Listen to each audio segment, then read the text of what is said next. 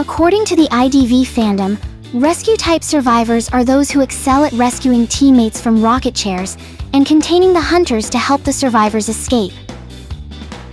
Well, at least that's the theory, because in actual gameplay, they're often total BS, man! You've got pro players who can nail the rescuer role, pulling off moves that make them seem like Ultraman saving Tokyo from a fire. But then, there are those rescuers who are clueless about their abilities, acting more like wannabe Power Rangers when they're actually Teletubbies. These types of rescuers often end up rescuing cipher machines instead of their teammates. Speaking of cipher machines, I once shared a story about a mercoder in one of my videos. So maybe recent developments in rescuer strategies haven't come too far. Who knows? There are 5 survivors whose main job is rescuing others: the coordinator, the mercenary, the first officer, the gravekeeper, and the journalist. They've got these special skills that should make them the rescue champs, or at least, that's how it should be, right? Wrong! Because sometimes, they end up needing rescuing themselves instead of doing the rescuing. It's like watching a cop getting robbed by a burglar and then calling 911. Talk about ironic. Not only do these situations mess things up, but they also leave the other survivors facepalming so hard that they need an aspirin to recover. So, what's the deal with these rescuers?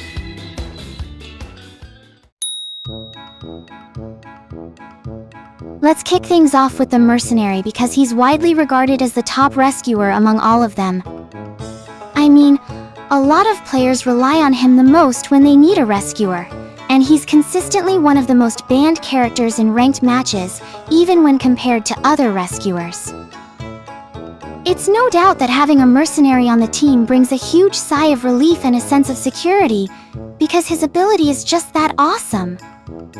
I mean, he can take a hit, even a terror shock, and keep standing still for a few precious seconds, giving him the chance to swoop in for a rescue without worrying about getting knocked out before saving the day. And that's not all! The mercenary can dash so fast with his elbow pad that I sometimes wonder if his dash is lightning fast, like even faster than lightning itself. Okay, maybe I'm exaggerating a bit there, but seriously, those elbow pads turn him into either a top-notch rescuer or a kite-flying champion. However, despite having all these amazing abilities, you know what some mercenaries do with them.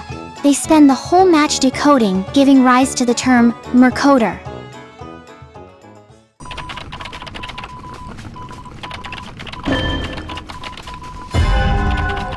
It's no joke.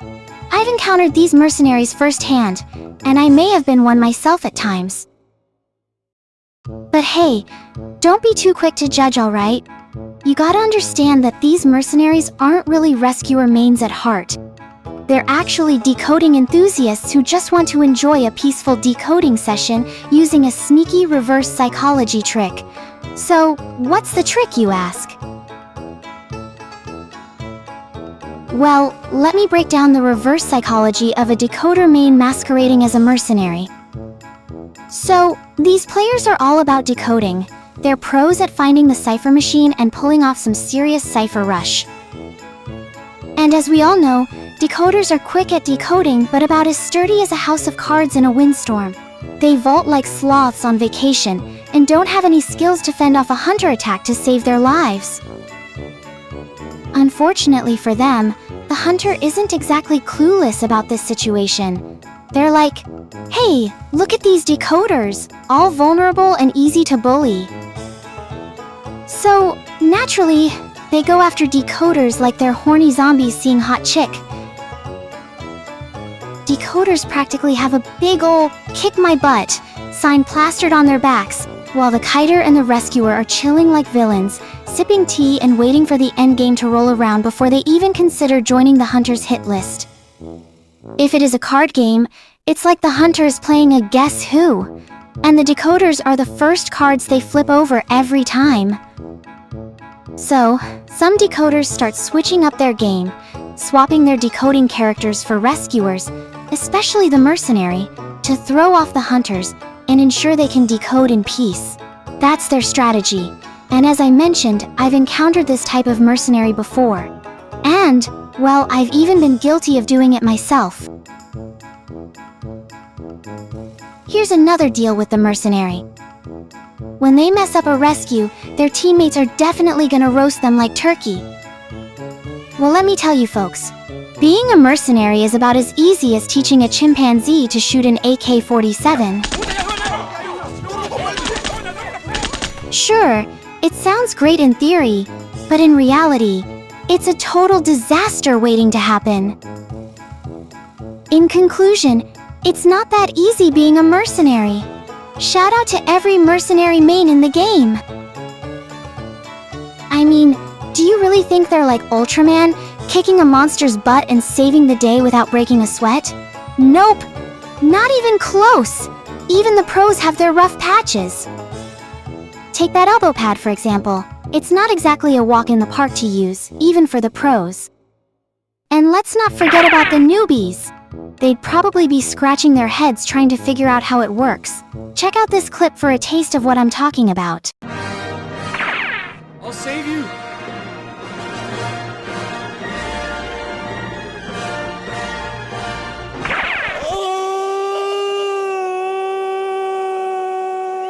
Fuck this shit! We got a man down!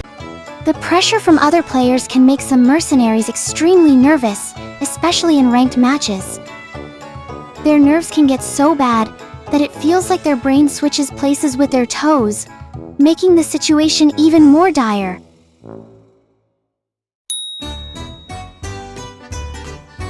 The coordinator is a perfect example for why you shouldn't hand a gun to someone who can't drink alcohol. It's like playing Russian roulette with them.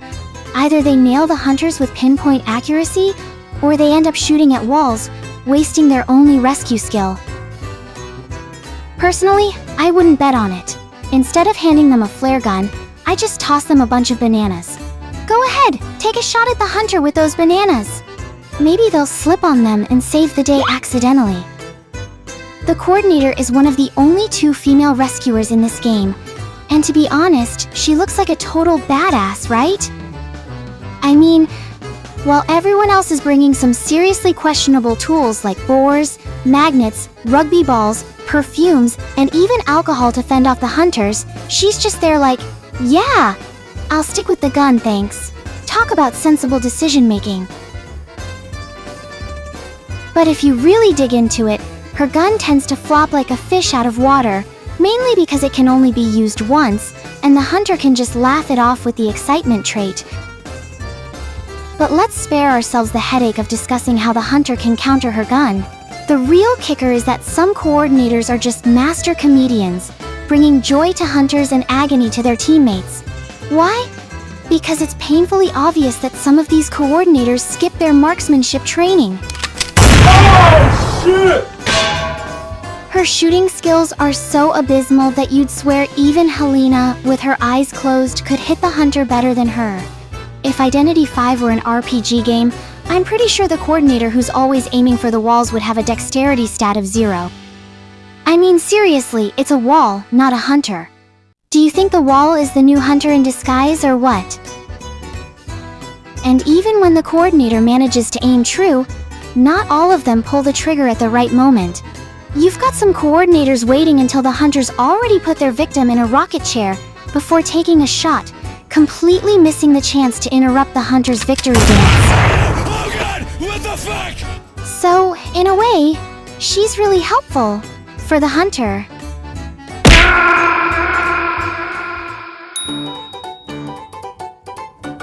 I hardly ever stumble upon a Gravekeeper, so if someone wants to argue that the Gravekeeper's problems aren't as bad as they seem, be my guest. Though I would say that his shovel is no joke. Whether he's using it for rescues or making a quick getaway from the hunter, it's like wielding the mighty Excalibur of IDV. The problem is, not all Gravekeepers know how to use it right. Like, since he is a rescuer, his teammates expect him to step up whenever someone's stuck in a rocket chair. But wait, some Gravekeepers decide it's shovel time for who knows what reason, leaving their poor teammate to fend for themselves. And when the Gravekeeper finally does show up, guess what? No shovel in sight! Seriously, what the fuck?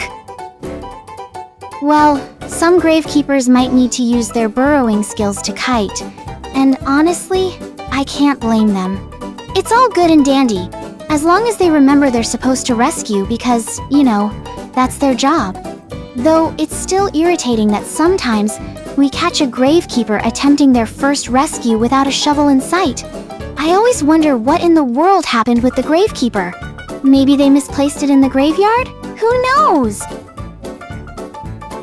The second issue with the Gravekeeper is all about timing his burrowing just right. Since it's all about hitting that sweet spot, lots of Gravekeepers find themselves digging their own grave, so to speak. I mean, let's face it, many Gravekeepers has taken a hit right in the middle of his digging animation, losing half his health and his precious shovel in the process. A seasoned Gravekeeper wouldn't bat an eye at this, but the poor rookies? They're probably losing their shovel when there are still 5 ciphers left. And let's not forget about that one little troublemaker called the little girl. Thanks to her misplaced ability, the Gravekeeper can lose their shovels even faster. The tendency to lose those shovels so darn early has even earned itself a fancy nickname among players: Gravekeeper Syndrome. Yep, it's become so notorious that it's made its way onto the hallowed pages of the Identity V fandom wiki.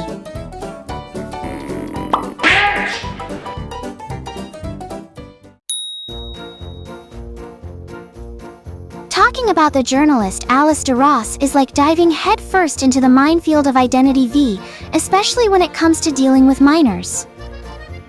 This game is super cautious about child safety. I mean, even little Alice has her own list of no-can-dos, such as not being able to join public map dances, no Frenzy Rhapsody mode, and no sipping on Dublin.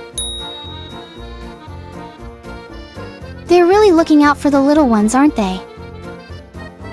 And yet, here we have the journalist, one of the 2 characters in the game who's abusing little kids to get their job done, the other being the Dream Witch. Armed with her trusty camera, the journalist can summon a little Orpheus to stun hunters with a pallet or assist in a rescue. But let's be real, most of the time it's just pure BS. Journalist mains are out here treating little Orpheus like a disposable punching bag, getting him smacked around by hunters even though he's just a kid. Like, well, what about the child's protection? Talk about a double standard, am I right?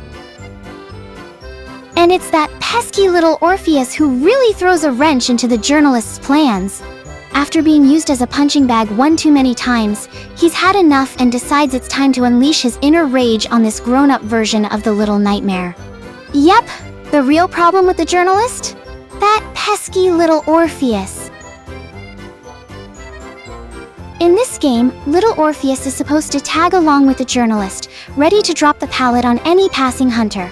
The catch, however, is that he's about as subtle as a neon sign at a funeral.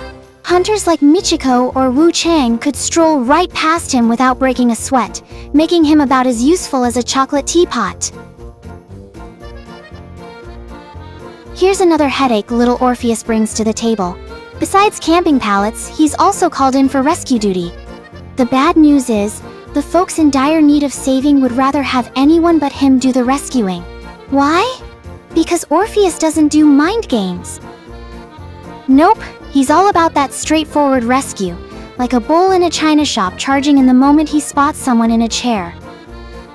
And you can bet your bottom dollar the hunter will just knock that survivor right back down, leaving them so frustrated they want to kick Orpheus's butt. Dumbass. So, if little Orpheus is useless for both rescuing and camping pallets, maybe he could at least serve as a punching bag to take hits, right? Well, in theory, yeah. But that's assuming the journalist can summon him in time. Because if he's not summoned in time, well, he'll just hightail it out of there while the journalist gets a taste of what it's like to be punched in the face. It's like Orpheus's way of saying, "You deserve that for making me your punching bag." Just like the Gravekeeper, The first officer is not really my go-to pick rescuer, so if you've got some insights to share about him, I'm all ears. First officer, the rescuer who belongs to the sea and perhaps will soon join the Straw Hat Pirates. With his Poseidon watch, he's supposed to hypnotize hunters, but sometimes I wonder if he accidentally hypnotizes himself instead. I mean, come on, he can hypnotize the hunter into giving himself a terror shock. Well, once more, this isn't a problem for those pro first officers who have their A or S badges. But for those who are just learning the ropes, that's where the trouble starts. It's a real headache, not gonna lie, especially for survivors hoping for a rescue and expecting the first officer to be their superhero. Another issue with the first officer is the timing of his hallucination skill.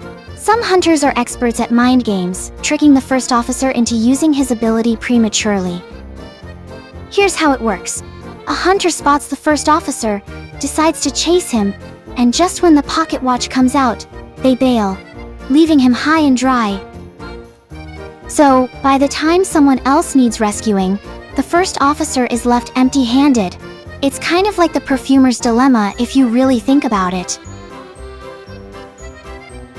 And let's not even get started on those hunters who've mastered the art of dealing with him. It's like they've got a Sharingan or something, able to sniff out the real first officer when he tries to pull off his trickery with the ability. Hunters like Wu Chang or Joker can also give him a run for his money. Overall, the first officer's issue boils down to his hypnosis ability, which sometimes ends up hypnotizing himself instead of others. That wraps up the rescuer section, folks. Remember, this is all in good fun, just a joke, and not meant to insult anyone. If you have any suggestions to add, feel free to mention them in the comment section for more context. Thanks for watching, as always.